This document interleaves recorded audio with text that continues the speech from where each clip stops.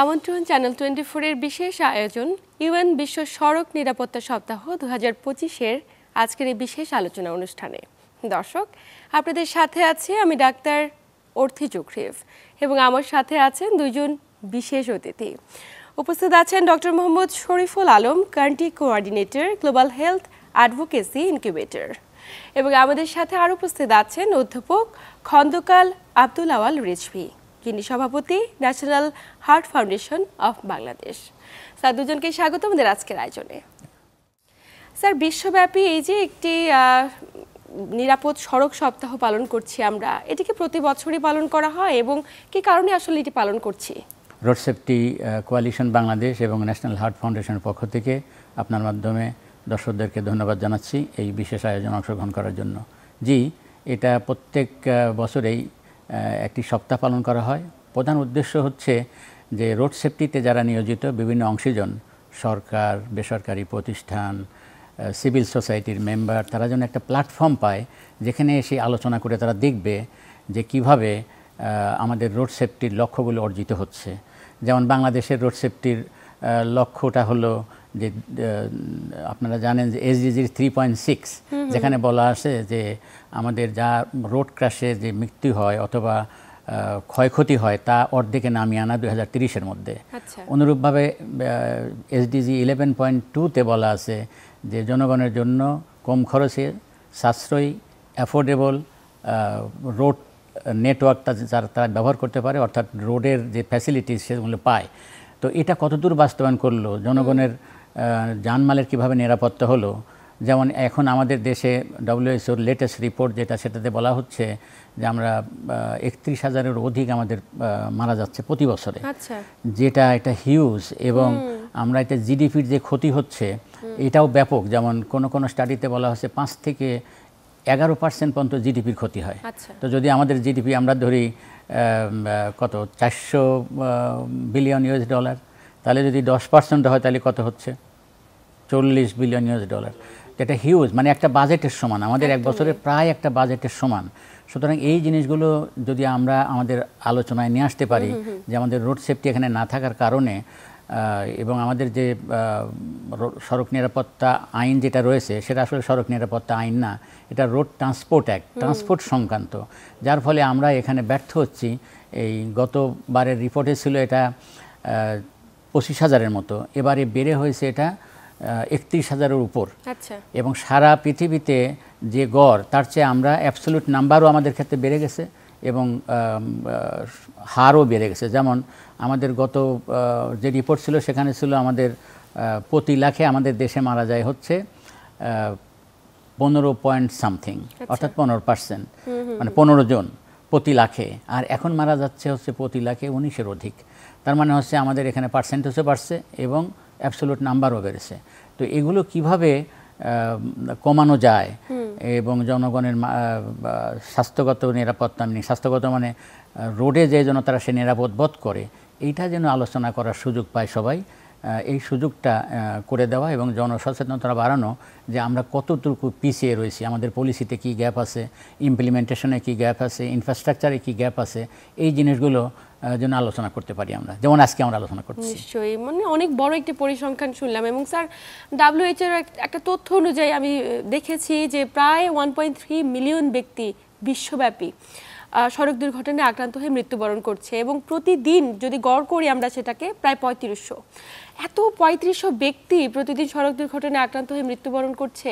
আপনি তো একজন অর্থোপেডিক সার্জন, নিয়মিত হাসপাতালে রোগী দেখছেন। হাসপাতালে আসলে যদি গবেষণায় দেখা যায় যে এই যে গবেষণাগুলো বললাম তার মাঝে সাধারণ পথচারী এবং সাইকেল আরোহী এদের মাত্রাটা অনেক বেশি। আপনি কিভাবে দেখছেন বিষয়টিকে এবং আপনি তো নিয়মিত রোগী দেখছেন, ওইখানে অবস্থানটি আসলে কেমন? এই যে সংখ্যাটা আমরা দেখলাম যে 13 লক্ষ লোক মারা যাচ্ছে, আর আহত কত হয় জানেন? 5 কোটি। এটা ওয়ার্ল্ড হেলথ অর্গানাইজেশন তাদের রিপোর্ট, আমাদের রিপোর্ট। এবং আরেকটা ভয়াবহ তথ্য হলো যে এই যে মৃত্যুবরণ করছে এর শতকরা 80% মৃত্যুবরণ করে আমাদের মতো উন্নয়নশীল দেশে। তো বাংলাদেশের অবস্থা কতটা ভয়াবহ আপনি নিজে বাংলাদেশে বাস করেন, আপনি জানেন। আমাদের সহ আলোচক অলরেডি উল্লেখ করেছেন, এই কিছুদিন আগে যাত্রী কল্যাণ সমিতি গত বছরের একটা স্ট্যাটিস্টিক্স দিয়েছে তাতে তারা খুব কম দেখিয়েছে। তারা বলেছে যে আমাদের দেশে বছরে 8,500 মৃত্যুবরণ করে এবং 12,500 আহত হয়। আচ্ছা, এটা কিন্তু খুব মডারেট একটা এস্টিমেট। আমাদের দেশে সব হিসাব আমরা পাই না, হিসাবে একটু গরমিল থাকে। আচ্ছা, আমরা যদি এটাও ধরে নিই, আপনার যে আমাদের দেশে যে এই মৃত্যু এবং এই পঙ্গুত্ব, আমি একজন চিকিৎসক হিসাবে তো প্রতিনিয়তই দেখি যে যারা আহত হয় তাদের বিরাট একটা অংশ পঙ্গুত্ব নিয়েই জীবনযাপন করে। আচ্ছা, আমি যদি আপনাকে বাস্তব কাহিনী বলি তাহলে আপনি আশ্চর্য হয়ে যাবেন যে এর মধ্যে কত কান্না জড়িত আছে। যারা মারা যায় তারা কারা? তারা কেউ আমার ভাই, কেউ আমার বোন, কেউ আমার সন্তান। এবং আরও শঙ্কার বিষয়কে এই যে মারা যায় যারা, তারা কিন্তু সুস্থ লোক। অসুস্থ হয়ে হাসপাতালে গিয়ে লোকে মারা যায়, আমরা তো কষ্ট পাই না। কিন্তু যে লোকটা রাস্তাঘাটে মারা যাচ্ছে সে কিন্তু সুস্থ এবং সে কর্মঠ, বাড়ির জন্য সে উপার্জনক্ষম একজন ব্যক্তি। তখন যে এই যে লস, এর কান্না কিন্তু আমরা কেউ মানে নিজের পরিবারে কেউ যদি এরকম হয়ে থাকে তাহলে সে ভুলার না, সারা জীবন এটা বহন করতে হয়। আর ইকোনমিক লসের কথা অলরেডি বলেছে যে কী ধরনের ইকোনমিক লস হয় আমাদের দেশে। আমাদের একজন একটা রিসার্চার একটা স্টাডি করেছিল, সে দেখিয়েছে যে যদি 3,500 লোক আমাদের ইয়ারলি মারা যায় তাহলে আমাদের বছরে ক্ষতি হয় 35,000 crore টাকা। বুঝছেন না, যেটা জিডিপির 1-2% মতো। আর উনি বলেছেন আরো বেশি এটা আসলে। কিন্তু আমরা যদি হিসেবে ধরি যে 10,000 বা 12,000 লোক মৃত্যুবরণ করে তাহলে চিন্তা করছেন জিডিপির কত, আপনি বলছেন কত 12%, 31,000 লোক মারা যায়। হিউজ ব্যাপার আসলে, এটা চিন্তাই করা যায় না কি ধরনের যে এটা ন্যাশনাল লস এটা। আর আমাদের মতো উন্নয়নশীল দেশে এই লস তো আমরা বিয়ার করার মতো না। কাজে আমাদেরকে, আপনি হাসপাতালের কথা বলেছেন, হাসপাতালে বিশাল সংখ্যক বেড অকুপাই করে ইনজুরির কারণে। এবং আমাদের উপজেলা এবং জেলা হাসপাতাল যদি ধরি, এর মোর দেন 30% বেড অকুপাইড বাই ইনজুরি। এবং এর একটা বড় অংশ এই রোড ট্রাফিক অ্যাক্সিডেন্ট বা রোড ক্র্যাশ আমরা যেটা বলি। আর এতে আহত হয় বা মৃত্যুবরণ করে কারা জানেন? মূলত পেডিস্ট্রিয়ানরা। আর এখন শুরু হয়েছে আরও মোটরসাইকেলিস্টরা। এত মোটরসাইকেল, এত রিক্সা, এত বেবি ট্যাক্সি, বুঝছেন না, পেডিস্ট্রিয়ানদের হাঁটার জায়গা নাই, ফুটপাত বন্ধ, তারা রাস্তায় হাঁটে এবং প্রতিনিয়ত অ্যাক্সিডেন্ট হচ্ছে। আমার মনে হয় যদি আপনি পত্রিকা খোলেন দেখবেন যে প্রত্যেক দিন প্রায় গড়ে 10 জন মৃত্যুবরণ করে।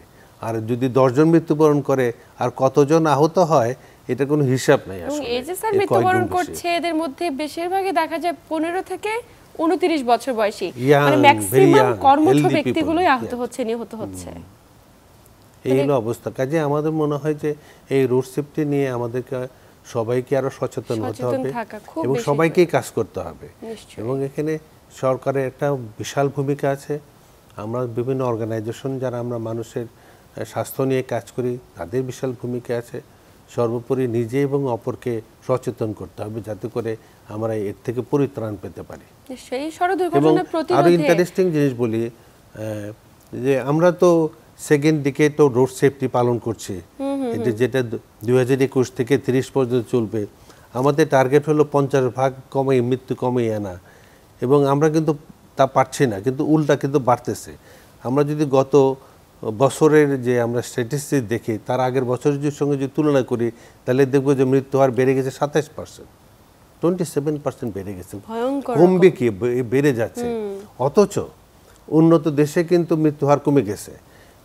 উন্নত দেশে তাদের গাড়ির সংখ্যা অনেক বেশি।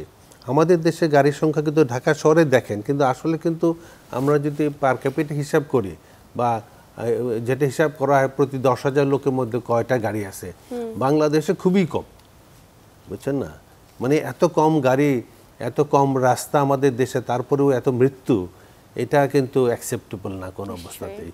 এক্ষেত্রে একটু সচেতনতা বৃদ্ধি করা প্রয়োজন এবং আমাদের যে ল্যাকিংসগুলো রয়েছে এগুলো আমরা কি করে প্রতিরোধ করতে পারি স্যার জানবো আপনার কাছে, কিন্তু একটু স্যারের কাছে যাই। এবারে প্রতিপাদ্য বিষয় কি? এবারে প্রতিপাদ্য বিষয় হলো যে পথচারী এবং সাইক্লিস্টদের নিরাপত্তা বিধান করা। তারা যেন নিরাপদভাবে সড়ক পারাপার হতে পারে, সড়কে আসতে পারে, তার কাজ সেরে আবার যেতে পারে। অর্থাৎ ইংলিশে যদি বলি making pedestrian and cyclist life safe, তাদেরকে অর্থাৎ সেফ রাখা, নিরাপদ রাখা, অর্থাৎ পথচারী এবং সাইক্লিস্টদের যারা সাইকেলে আরোহণ করছে তাদের সড়ক এর অভিজ্ঞতা যেন নিরাপদ হয়। একদমই। কিন্তু স্যার রাজপথে তো অনেকে চলাফেরা করে, ট্রাক চলছে, বাস চলছে, পথচারী এবং পাশাপাশি আরও অনেক ভেহিকেলস চলছে। তাহলে আমরা কেন শুধুমাত্র পথচারীদের এবং সাইকেল আরোহীদের ক্ষেত্রে একটু বেশি কনসিডার করার পরামর্শ দিচ্ছি? বেশি না তো, আরও বেশি দিতে হবে। এই জন্য দিতে হবে যে আপনার যদি ধরেন সড়কে কত % পেডেস্ট্রিয়ান এবং সাইক্লিস্ট, যদি আমরা যদি একটু বলি, দেখবেন যে হয়তো প্রতি 10 জনে 9 জনই পথচারী এবং সাইক্লিস্ট। তো আমরা কি এই 10-এর মধ্যে 9 জন ব্যক্তিকে কি আমরা ওইভাবে গুরুত্ব দিচ্ছি?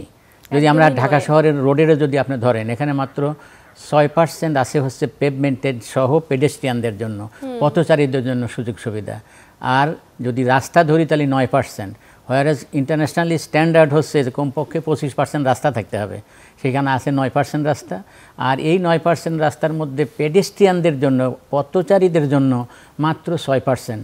মিনিং কি তাহলে 90% লোকের জন্য আপনি কি 6% দিলেন? এটা কোনো দিন হলো?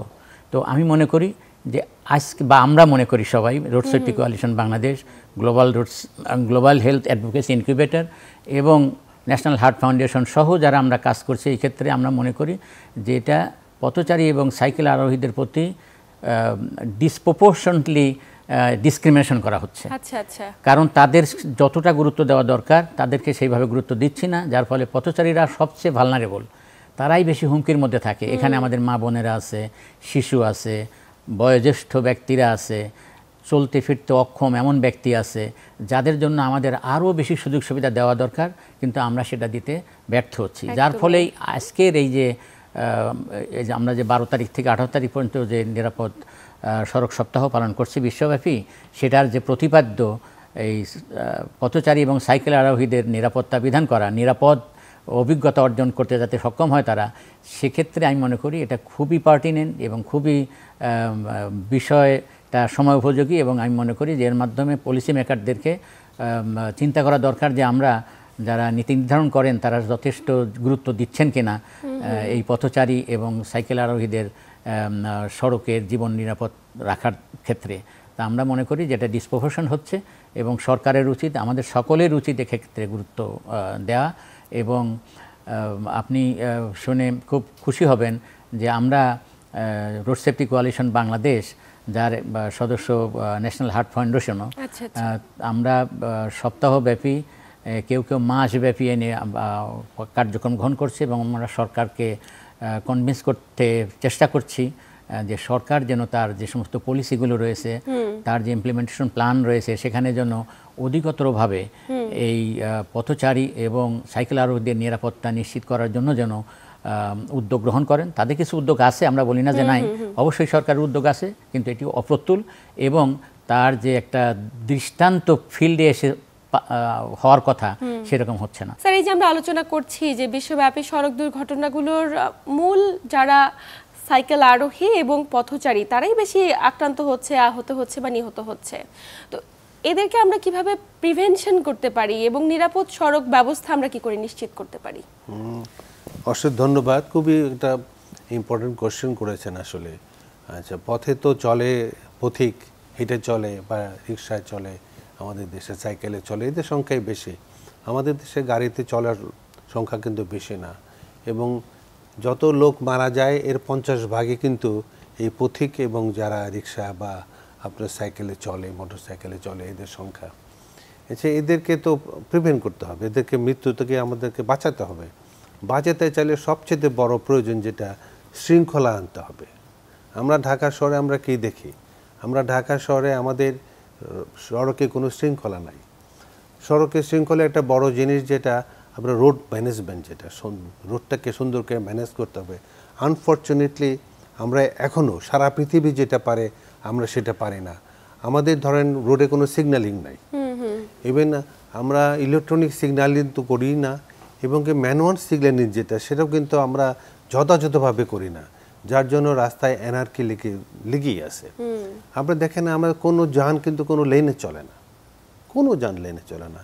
পেডেস্ট্রিয়ানদের জন্য পারাপারের কোনো ব্যবস্থা নেই, সারা রাস্তা দিয়ে পেডেস্ট্রিয়ানরা কিন্তু রাস্তা পার হচ্ছে। এতে কিন্তু শুধু নিজের জীবন বিঘ্নিত করছে, তার সঙ্গে গাড়ি চলাচলও কিন্তু বিঘ্নিত হচ্ছে, যার জন্য জ্যাম লেগে আছে। আমাদের ফুট ওভার ব্রিজ করা হয়েছে, একটাও কাজে লাগে না। আমার ধারণা ফুট ওভার ব্রিজ করাটা ওয়েস্টেজ অফ মানি।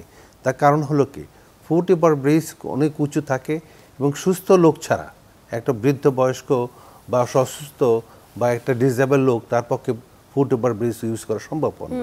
তার চাইতে এই টাকা খরচ না করে আমরা যদি আমাদের আইল্যান্ড বরাবর যদি ব্যারিয়ার দিয়ে দিই সারা রাস্তায়, শুধু যদি জেব্রা ক্রসিংটাকে আমরা খোলা রাখি এবং যদি সুনিয়ন্ত্রিতভাবে জেব্রা ক্রসিং দিয়ে মানুষ পারাপার করতে পারে, তাহলে কিন্তু এনার্কিটা অনেকটা কমে যাবে। আমাদের দেশে ভেহিকুলার সেফটি, আমাদের দেশে আশ্চর্য হবেন রাস্তায় নামলে যে এত লক্কর ঝক্কর গাড়ি আমরা ব্যবহার করি। আমরা কি এত গরিব আমাদের দেশ? নিশ্চয়ই নয়। আমি শিওর আমরা এত গরিব না যে আমাদের শহরে সেফ আমরা এটা ট্রান্সপোর্ট করতে পারবো না। অনেক আলোচনা হয়েছে কিন্তু ইমপ্লিমেন্টেশন হয় নাই।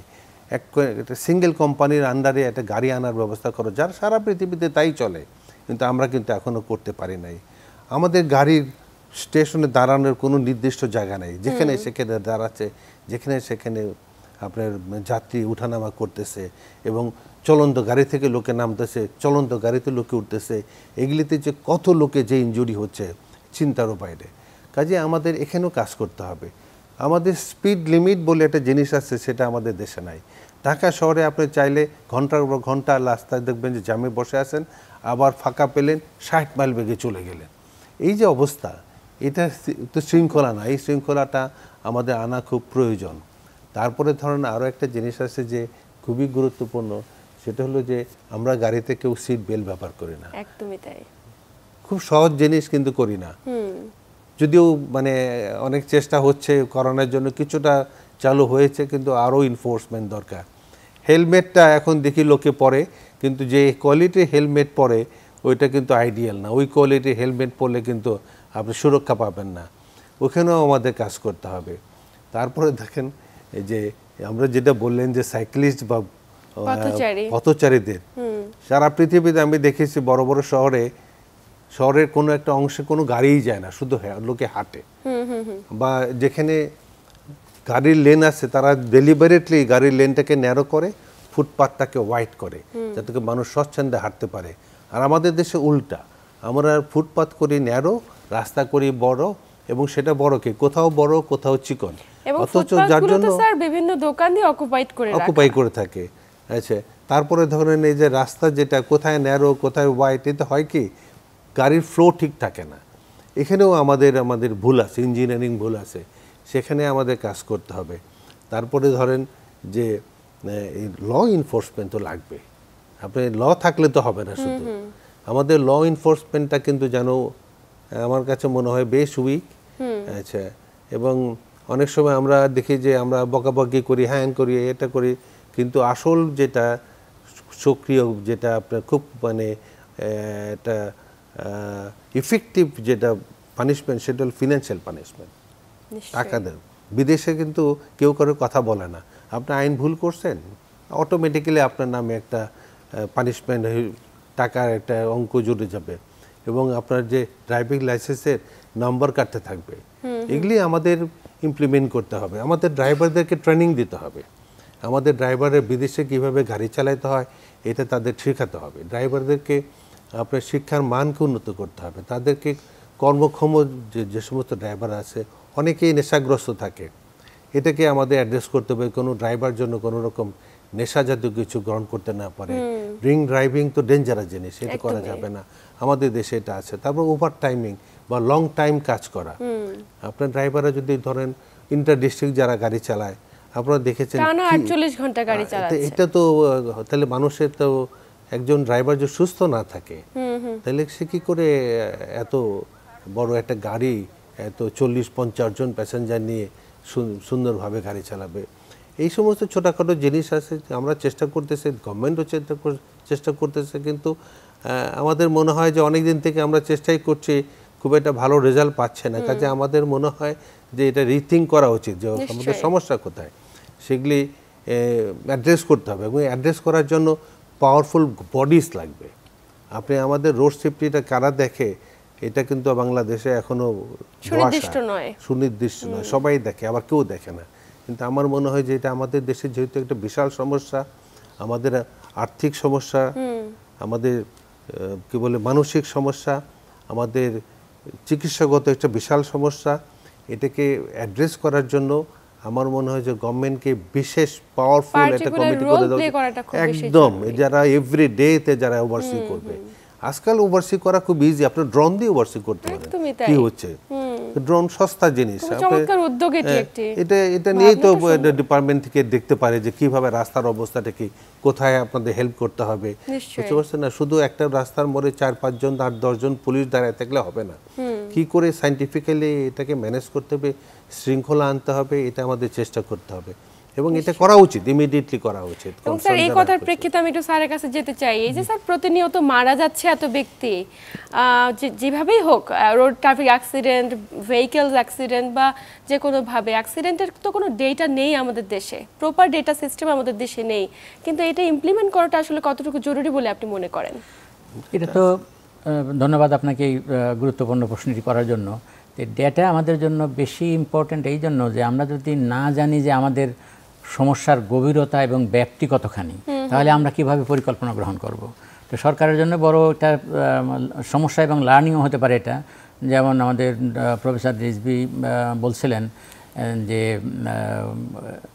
বিভিন্ন সংস্থা বিভিন্ন রকম পরিসংখ্যান দিচ্ছে, WHO বলছে 31,000-এর বেশি, অন্য অর্গানাইজেশন বলছে 7,000, 8,000, BRTA দিচ্ছে এরকম একটা ফিগার 6-7,000। মিনিং হচ্ছে আমরা এই জন্য বলছি যে একটা ডেটা ম্যানেজমেন্ট সিস্টেম লাগবে, অর্থাৎ ডেটা সিস্টেম লাগবে, যে ডেটা কালেকশন হবে একটা রেগুলার ইন্টারভেল, 6 মাস পরে হোক, 3 মাস পরে হোক, প্রত্যেক মাসে হোক, জনগণ জানবে যে আমার কতগুলো ক্র্যাশ হয়েছে, কতজন মারা গেছে, কতজন আহত হয়েছে। তাদের জন্য আবার গভর্নমেন্ট কিন্তু ট্রাস্ট ফান্ডের মাধ্যমে তাদের ক্ষতিপূরণ দেওয়ার জন্য প্রভিশন রেখেছে, সেগুলো তারা পাচ্ছে কি না, পেলেও ঠিকমতো না পেলে তার কারণ কি হতে পারে, এই সমস্ত বিষয়গুলো ডেটার সাথে রিলেটেড।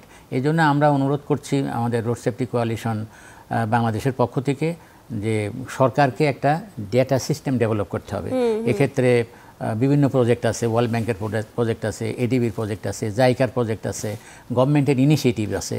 আমরা রোড সেফটি কোয়ালিশন বাংলাদেশের পক্ষ থেকে অনুরোধ করেছিলাম আমাদের আরেকজন যে ডোনার, সেটা GRSP বলি আমরা, গ্লোবাল রোড সেফটি পার্টনারশিপ এবং GSI উদ্যোগে গভর্নমেন্টের সাথে আমাদের একটা প্রজেক্ট হচ্ছে। সেই প্রজেক্টের মধ্যে এই ডেটা সিস্টেম ডেভেলপ করা এবং কোঅর্ডিনেশন করার জন্য একটা প্রভিশন রাখা হয়েছে। তো আমরা বলছি যে data system is a must, তাছাড়া তো আমরা বুঝতেই পারবো না যে আমার কত ক্ষতি হচ্ছে, কখনোই বোঝা সম্ভব নয় যে পার ডে কতজন মারা যাচ্ছে আর প্রতি বছর কত মারা যাচ্ছে। স্যার একটু জানবো আপনার কাছে সেফ সিস্টেম অ্যাপ্রোচ কি এবং আমাদের দৈনন্দিন জীবনযাত্রার মধ্যে এই সিস্টেমটাকে আমরা কিভাবে আওতাভুক্ত করতে পারি?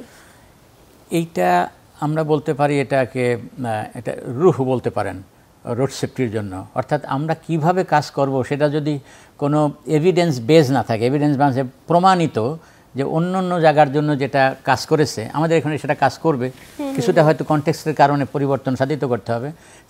সেফ সিস্টেম অ্যাপ্রোচের মূল কথা হলো যে মানুষ ভুল করবে, সেটা পথচারী ভুল করতে পারে, ড্রাইভারও ভুল করতে পারে, অথবা সড়কে যে কোনো এক ধরনের ভুল হয়ে যেতে পারে। এই ভুলটা যেন এমন না হয় যা সড়কে যারা আছে, যাত্রী হোক অথবা আরোহী হোক অথবা পথচারী হোক, তাদের জন্য জীবন হানির কারণ না হয়, অথবা ক্ষয়ক্ষতি যেন অত্যন্ত সীমিত হয়। তো এই রকম সিস্টেমটা থাকতে হবে। তাহলে সিস্টেম কি? সিস্টেম কি শুধু পথচারী? সিস্টেম কি শুধু ড্রাইভার? কখনোই নয়। সিস্টেম কি শুধু বাস? সিস্টেম কি শুধু রাস্তা? হ্যাঁ, সবগুলো মিলেই হচ্ছে সিস্টেম। সড়কে যদি বাস ভালো না থাকে, সিট বেল্ট যদি পরা না থাকে, বাসের যদি ফিটনেস না থাকে, রাস্তা যদি ঠিকমতো না হয়, তারপরে পথচারীদের জন্য যদি ডেডিকেটেড কোনো রাস্তা না থাকে, সাইক্লিস্টদের জন্য যদি কোনো ডেডিকেটেড রাস্তা না থাকে, তাহলে তো একটা হেফাজত হবে, যেটা প্রফেসর রিজভী বলছিলেন। এই জন্য সিস্টেমকে বলা হয় যে যদি আপনি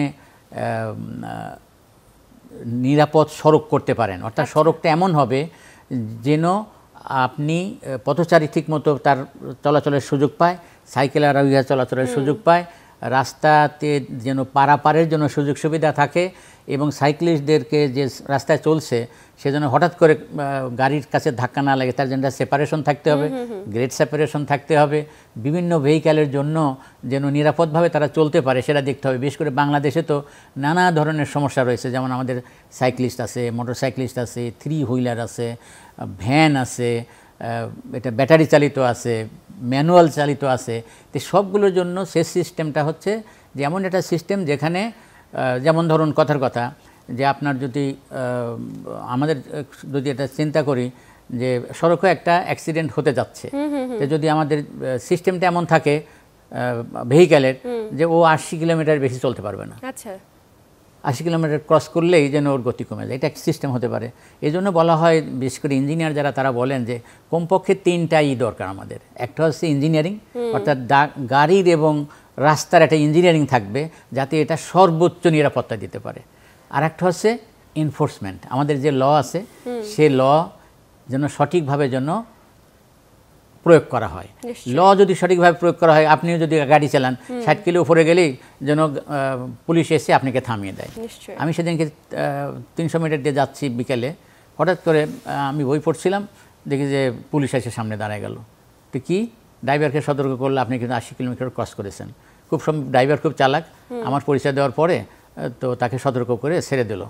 তো এখন এই যে সে 80 কিলোমিটার কেবল ক্রস করেছে, বেশি ক্রস করলে ফাইন করতো, আমি ওদেরকে ধন্যবাদ দিলাম যে ধন্যবাদ। তো এই যে ইনফোর্সমেন্টটা তাদের ছিল, স্পিড গান দিয়ে তারা দেখে নেছে, দেখে নেওয়ার পর সাথে সাথে গাড়ি থামাই দিয়েছে। তো পরে আমি ড্রাইভারকে বললাম তোমার ওটা উচিত হয়নি ক্রস করা। তো এইটা যে সিস্টেমটা যে আছে তাহলে এটা একটা সুন্দর সিস্টেম হতে পারতো, কিন্তু আমরা এটা এখন শুরু করেছি, কিন্তু সব জায়গায় হয়নি এটা। অনুরূপভাবে যদি সিট বেল্ট বাঁধা থাকতো, এরপরে আমরা বলি যে সেফ সিস্টেম অ্যাপ্রোচের আরেকটা বিষয় হচ্ছে যে এডুকেশন, পাবলিক এডুকেশন। কিন্তু পাবলিক এডুকেশন 18 কোটি মানুষকে আপনি কি বেশি বুঝাবেন? এটা অনেক টাকা পয়সার দরকার। এই জন্য আমরা বলি যে আগলে পলিসি ঠিক করেন এবং পলিসি ইমপ্লিমেন্ট করেন, আইন প্রয়োগ করেন। এটা করলে আমাদের জন্য যথেষ্ট ভালো হবে। তো সরকারকে আমরা ধন্যবাদ দিই যে সরকার ইতিমধ্যেই কিছু উদ্যোগ গ্রহণ করেছে। তার মধ্যে বড় উদ্যোগ হচ্ছে যে বর্তমানে যে 2018 সনের আমাদের আইন রোড ট্রান্সপোর্ট অ্যাক্ট, এটা যেহেতু খুবই অপ্রতুল এবং এটা শুধু পরিবহনের জন্য করা হয়েছে, সড়কে জনগণের নিরাপত্তা সেইভাবে দিচ্ছে না, সড়ককে নিরাপদ করছে না। এই জন্য সড়ক কম্প্রিহেন্সিভ সমন্বিত একটা সড়ক নিরাপত্তা আইন তারা ড্রাফট করছে এবং এখানে সরকার ড্রাফটিং কমিটি করেছে, বিভিন্ন সেক্টর থেকে ড্রাফটিং কমিটির মেম্বাররা ওখানে আছে এবং এই সড়ক যাতে সুন্দর একটা আইন হতে পারে নিরাপত্তাকে ফোকাস করে। তো এটা আমরা সরকারকে সাধুবাদ জানাই। অবশ্যই সরকার যা উদ্যোগ গ্রহণ করেছে সেটির জন্য আমরা অনেক বেশি আনন্দিত, কিন্তু আরও বেশি উদ্যোগ গ্রহণ করা জরুরি। সেটা যেমন সরকারি পর্যায়ে, তেমনি ব্যক্তি পর্যায়ে, তেমনি প্রাইভেট সেক্টরেও। স্যার, আমরা একদম আলোচনার শেষ প্রান্তে চলে এসেছি। আপনাদের দুজনকে আন্তরিক ধন্যবাদ গুরুত্বপূর্ণ তথ্য এবং পরামর্শের মাধ্যমে দর্শকদের উপকৃত করবার জন্য। ধন্যবাদ আপনাকে। প্রিয় দর্শক, এই ছিল আমাদের আজকের আয়োজন।